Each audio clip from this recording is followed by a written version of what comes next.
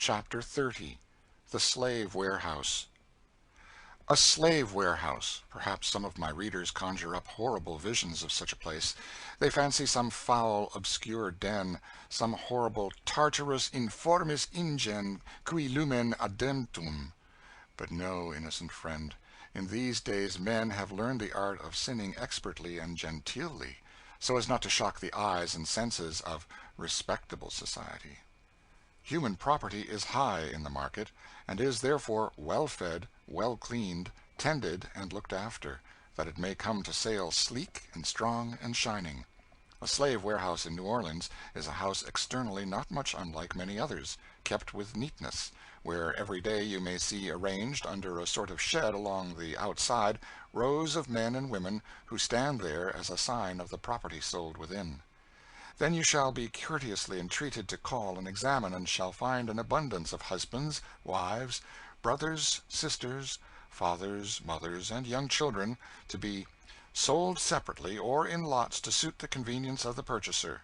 And that soul immortal, once bought with blood and anguish by the Son of God when the earth shook and the rocks rent and the graves were opened, can be sold, leased, mortgaged, exchanged for groceries or dry goods, to suit the phases of trade or the fancy of the purchaser. It was a day or two after the conversation between Marie and Miss Ophelia that Tom, Adolphe, and about half a dozen others of the St. Clair estate were turned over to the loving kindness of Mr. Skeggs, the keeper of a depot on Street, to await the auction next day. Tom had with him quite a sizable trunk full of clothing, as had most others of them. They were ushered, for the night, into a long room where many other men of all ages, sizes, and shades of complexion were assembled, and from which roars of laughter and unthinking merriment were proceeding. "Aha! That's right. Go it, boys, go it," said Mr. Skeggs, the keeper. "My people are always so merry. Sambo, I see," he said, speaking approvingly to a burly negro who was performing tricks of low buffoonery which occasioned the shouts which Tom had heard. As might be imagined, Tom was in no humor to join these proceedings, and therefore, setting his trunk as far as possible from the noisy group, he sat down on it and leaned his face against the wall. The dealers in the human article make scrupulous and systematic efforts to promote noisy mirth among them as a means of drowning reflection and rendering them insensible to their condition. The whole object of the training to which the negro is put, from the time he is sold in the northern market till he arrives south, is systematically directed towards making him callous, unthinking, and brutal. The slave dealer collects his gang in Virginia or Kentucky, and drives them to some convenient, healthy place, often a watering place, to be fattened. Here they are fed full daily, and because some incline to pine, a fiddle is kept commonly going among them, and they are made to dance daily, and he who refuses to be merry, in whose soul thoughts of wife or child or home are too strong for him to be gay, is marked as sullen and dangerous, and subjected to all the evils which the ill will of an utterly irresponsible and hardened man can inflict upon him. Briskness, alertness, and cheerfulness of appearance, especially before observers, are constantly enforced upon them, both by the hope of thereby getting a good master, and the fear of all that the driver may bring upon them if they prove unsaleable. "What that our nigger doing here?" said Sambo, coming up to Tom after Mr. Skeggs had left the room. Sambo was a full black, of great size, very lively, voluble, and full of trick and grimace. "What you doing here?" said Sambo, coming up to Tom and poking him facetiously in the side. "Meditating, eh?"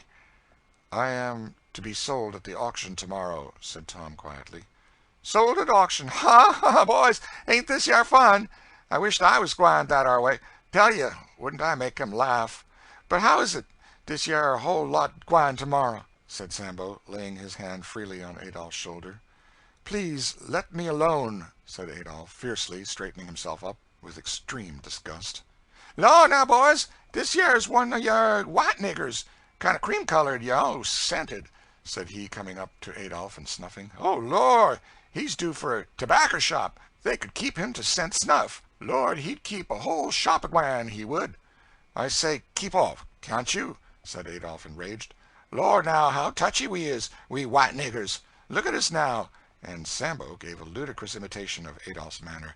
"Here's the airs and graces. We've been in a good family, I specs." "Yes," said Adolphe, "I had a master that could have bought you all for old truck. "Laws, now, only think," said Sambo. "The gentleman's that we is." "I belong to the St. Clair family," said Adolphe proudly. "Law, you did. Be hanged if they aren't lucky to get chet of you. Spects they's gwine to trade you off with a lot of cracked teapots and sich like," said Sambo with a provoking grin. Adolphe, enraged at this taunt, flew furiously at his adversary, swearing and striking on every side of him. The rest laughed and shouted, and the uproar brought the keeper to the door. "What now, boys? Order! Order!" he said, coming in and flourishing a large whip. All fled in different directions except Sambo, who, presuming on the favor which the keeper had to him as a licensed wag, stood his ground, ducking his head with a facetious grin whenever the master made a dive at him. "Lor, massa, 'tain't us. We's regular stiddy. It's these yar new hands. They's real aggravating, kinder picking at us all the time." The keeper at this turned upon Tom and Adolphe, and distributing a few kicks and cuffs without much inquiry, and leaving general orders for all to be good boys and go to sleep, left the apartment. While this scene was going on in the men's sleeping room, the reader may be curious to take a peep at the corresponding apartment allotted to the women. Stretched out in various attitudes over the floor, he may see numberless sleeping forms of every shade of complexion from the purest ebony to white, and of all years from childhood to old age, lying now asleep. Here is a fine bright girl of 10 years whose mother was sold out yesterday, and who tonight cried herself to sleep when nobody was looking at her. Here a worn old negress, whose thin arms and callous fingers tell of hard toil, waiting to be sold tomorrow as a cast-off article for what can be got for her, and some 40 or 50 others, with heads variously enveloped in blankets or articles of clothing, lie stretched around them. But in a corner, sitting apart from the rest, are 2 females of a more interesting appearance than common. One of these is a respectably dressed mulatto woman between 40 and 50, with soft eyes and a gentle and pleasing physiognomy. She has on her head a high raised turban, made of a gay red Madras handkerchief of the first quality. Her dress is neatly fitted and of good material, showing that she has been provided for with a careful hand. By her side, and nestling closely to her, is a young girl of 15, her daughter. She is a quadroon, as may be seen from her fairer complexion, though her likeness to her mother is quite discernible. She has the same soft, dark eye with longer lashes, and her curling hair is of a luxuriant brown. She also is dressed with great neatness, and her white, delicate hands betray very little acquaintance with servile toil. These 2 are to be sold tomorrow, in the same lot with the St. Clair servants, and the gentleman to whom they belong, and to whom the money for their sale is to be transmitted, is a member of a Christian church in New York, who will receive the money, and go thereafter to the sacrament of his Lord and theirs, and think no more of it. These 2, whom we shall call Susan and Emmeline, had been the personal attendants of an amiable and pious lady of New Orleans, by whom they had been carefully and piously instructed and trained. They had been taught to read and write, diligently instructed in the truths of religion, and their lot had been as happy an one as in their condition it was possible to be. But the only son of their protectress had the management of her property, and, by carelessness and extravagance, involved it to a large amount, and at last failed. One of the largest creditors was the respectable firm of B. & Company in New York. B. & Company wrote to their lawyer in New Orleans, who attached the real estate (these 2 articles and a lot of plantation hands formed the most valuable part of it), and wrote word to that effect to New York. Brother B, being, as we have said, a Christian man, and a resident in a free state, felt some uneasiness on the subject. He didn't like trading in slaves and souls of men. Of course he didn't. But then there were $30,000 in the case, and that was rather too much money to be lost for a principal, and so, after much considering and asking advice from those that he knew would advise to suit him, Brother B wrote to his lawyer to dispose of the business in the way that seemed to him the most suitable, and remit the proceeds. The day after the letter arrived in New Orleans, Susan and Emmeline were attached, and sent to the depot to await a general auction on the following morning. And, as they glimmer faintly upon us in the moonlight which steals through the grated window, we may listen to their conversation. Both are weeping, but each quietly, that the other may not hear. "Mother, just lay your head on my lap, and see if you can't sleep a little," says the girl, trying to appear calm. "I haven't any heart to sleep, Em. I can't. It's the last night we may be together." "Oh, Mother, don't say so. Perhaps we shall get sold together. Who knows?" "If 'twas anybody's else case, I should say so too, Em," said the woman. but I'm so feared of losing you that I don't see anything but the danger. Why, mother, the man said we were both likely and would sell well." Susan remembered the man's looks and words. With a deadly sickness at her heart, she remembered how he had looked at Emmeline's hands, and lifted up her curly hair, and pronounced her a first-rate article. Susan had been trained as a Christian, brought up in the daily reading of the Bible, and had the same horror of her child's being sold to a life of shame that any other Christian mother might have. But she had no hope, no protection.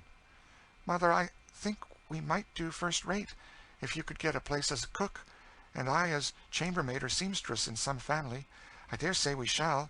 Let's both look as bright and lively as we can, and tell all we can do, and perhaps we shall," said Emmeline. "I want you to brush your hair all back straight tomorrow," said Susan. "What for, mother? I don't look near so well that way." "Yes, but you'll sell better so." "I don't see why," said the child. "Respectable families would be more apt to buy you if they saw you looked plain and decent, as if you wasn't trying to look handsome. I know their ways better'n you do," said Susan. "Well, mother, then I will." "And, Emmeline, if we shouldn't ever see each other again after tomorrow, if I'm sold way up on a plantation somewhere and you somewhere else, always remember how you've been brought up, and all Mrs. has told you. Take your Bible with you and your hymn book, and if you're faithful to the Lord, He'll be faithful to you." So speaks the poor soul in sore discouragement, for she knows that tomorrow any man, however vile and brutal, however godless and merciless, if he only has money to pay for her, may become owner of her daughter, body and soul. And then, how is the child to be faithful? She thinks of all this as she holds her daughter in her arms, and wishes that she were not handsome and attractive. It seems almost an aggravation to her to remember how purely and piously, how much above the ordinary lot, she has been brought up. But she has no resort but to pray, and many such prayers to God have gone up from those same trim, neatly arranged, respectable slave prisons, prayers which God has not forgotten, as the coming day shall show. For it is written, "Who causeth one of these little ones to offend, it were better for him that a millstone were hanged about his neck, and that he were drowned in the depths of the sea." The soft, earnest, quiet moonbeam looks in fixedly, marking the bars of the grated windows on the prostrate sleeping forms. Mother and daughter are singing together a wild and melancholy dirge, common as a funeral hymn among the slaves. "O where is weeping Mary? O where is weeping Mary? Rived in the goodly land, she is dead and gone to heaven. She is dead and gone to heaven, rived in the goodly land." These words, sung by voices of a peculiar and melancholy sweetness, in an air which seemed like the sighing of earthy despair after heavenly hope, floated through the dark prison rooms with a pathetic cadence as verse after verse was breathed out. "O where are Paul and Silas? O where are Paul and Silas? Gone to the goodly land. They are dead and gone to heaven. They are dead and gone to heaven, rived in the goodly land." Sing on, poor souls. The night is short, and the morning will part you forever. But now it is morning, and everybody is astir, and the worthy Mr. Skeggs is busy and bright, for a lot of goods is to be fitted out for auction. There is a brisk lookout on the toilet, injunctions passed around to everyone to put on their best face and be spry, and now all are arranged in a circle for a last review before they are marched up to the bourse. Mr. Skeggs, with his palmetto on and his cigar in his mouth, walks around to put farewell touches on his wares. "How's this?" he said, stepping in front of Susan and Emmeline. "Where's your curls, gal?" The girl looked timidly at her mother, who, with the smooth adroitness common among her class, answers, "I was telling her last night to put up her hair smooth and neat, and not have it flying about in curls. Looks more respectable so." "Bother," said the man peremptorily, turning to the girl. "You go right along and curl yourself real smart," he added, giving a crack to a rattan he held in his hand, "and be back in quick time, too.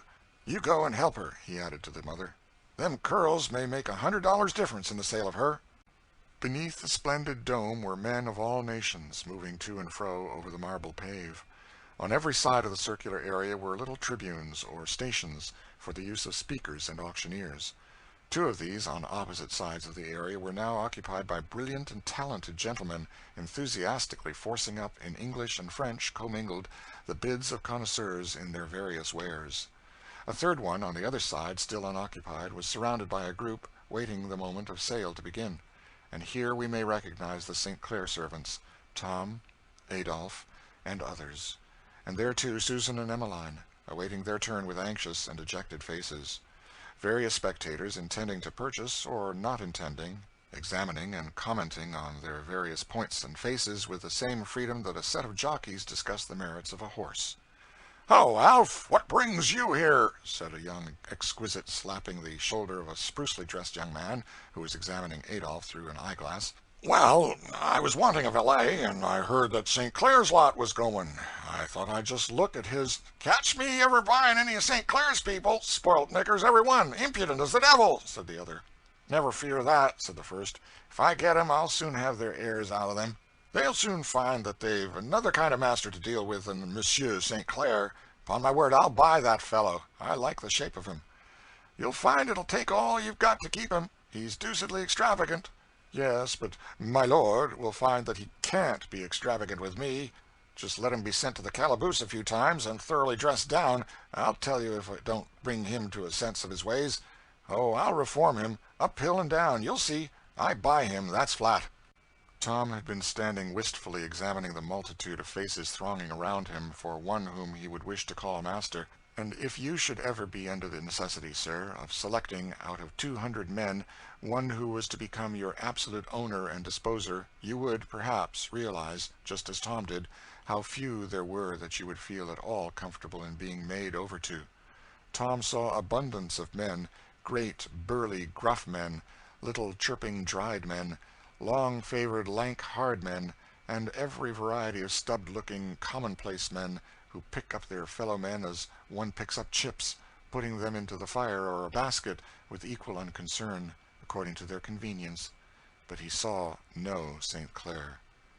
A little before the sale commenced, a short, broad, muscular man, in a checked shirt considerably open at the bosom, and pantaloons much the worse for dirt and wear, elbowed his way through the crowd like one who was going actively into a business, and, coming up to the group, began to examine them systematically. From the moment that Tom saw him approaching, he felt an immediate and revolting horror at him that increased as he came near. He was, evidently, though short, of gigantic strength. His round bullet head, large light gray eyes, with their shaggy sandy eyebrows, and stiff, wiry, sunburned hair, were rather unprepossessing items, it is to be confessed. His large, coarse mouth was distended with tobacco, the juice of which from time to time he ejected from him with great decision and explosive force. His hands were immensely large, hairy, sunburned, freckled, and very dirty, and garnished with long nails, in a very foul condition. This man proceeded to a very free personal examination of the lot. He seized Tom by the jaw, and pulled open his mouth to inspect his teeth, made him strip up his sleeve to show his muscle, turned him round, made him jump and spring to show his paces. "Where was you raised?" he added, briefly, to these investigations. "In Kentuck, massa," said Tom, looking about as if for deliverance. "What have you done?" "Had care of massa's farm," said Tom. "Likely story," said the other, shortly, as he passed on. He paused a moment before Dolph, then, spitting a discharge of tobacco juice on his well-blacked boots, and giving a contemptuous oomph, he walked on. Again he stopped before Susan and Emmeline. He put out his heavy, dirty hand and drew the girl towards him, passed it over her neck and bust, felt her arms, looked at her teeth, and then pushed her back against her mother, whose patient face showed the suffering she had been going through at every motion of the hideous stranger. The girl was frightened and began to cry. "Stop that, you minx," said the salesman. "No whimpering here. The sale is going to begin." And accordingly the sale begun. Adolphe was knocked off, at a good sum, to the young gentleman who had previously stated his intention of buying him, and the other servants of the St. Clair lot went to various bidders. "Now up with you, boy, d'ye hear?" said the auctioneer to Tom. Tom stepped upon the block, gave a few anxious looks round. All seemed mingled in a common indistinct noise, the clatter of the salesman crying off his qualifications in French and English, the quick fire of French and English bids, and almost in a moment came the final thump of the hammer, and the clear ring on the last syllable of the word "dollars," as the auctioneer announced his price, and Tom was made over. He had a master. He was pushed from the block, the short bullet-headed man, seizing him roughly by the shoulder, pushed him to one side, saying in a harsh voice, "Stand there, you!" Tom hardly realized anything, but still the bidding went on. Ratting, clattering, now French, now English. Down goes the hammer again. Susan is sold. She goes down from the block, stops, looks wistfully back. Her daughter stretches her hands towards her. She looks with agony in the face of the man who has bought her, a respectable middle-aged man of benevolent countenance. "Oh, massa, please do buy my daughter." "I'd like to, but I'm afraid I can't afford it," said the gentleman, looking with painful interest as the young girl mounted the block, and looked around her with a frightened and timid glance. The blood flushes painfully in her otherwise colorless cheek, her eye has a feverish fire, and her mother groans to see that she looks more beautiful than she ever saw her before. The auctioneer sees his advantage and expatiates volubly in mingled French and English, and bids rise in rapid succession. "I'll do anything in reason," said the benevolent-looking gentleman, pressing in and joining with the bids. In a few moments they have run beyond his purse. He is silent. The auctioneer grows warmer, but bids gradually drop off. It lies now between an aristocratic old citizen and our bullet-headed acquaintance. The citizen bids for a few turns, contemptuously measuring his opponent, but the bullet-head has the advantage over him, both in obstinacy and concealed length of purse, and the controversy lasts but a moment. The hammer falls. He has got the girl, body and soul, unless God help her. Her master is Mr. Legree, who owns a cotton plantation on the Red River.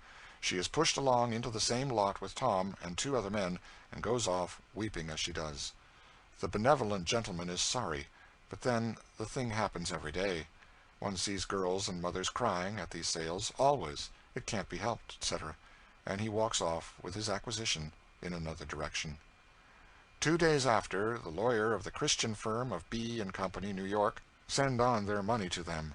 On the reverse of that draft so obtained, let them write these words of the great paymaster, to whom they shall make up their account in a future day: "When he maketh inquisition for blood, he forgetteth not the cry of the humble."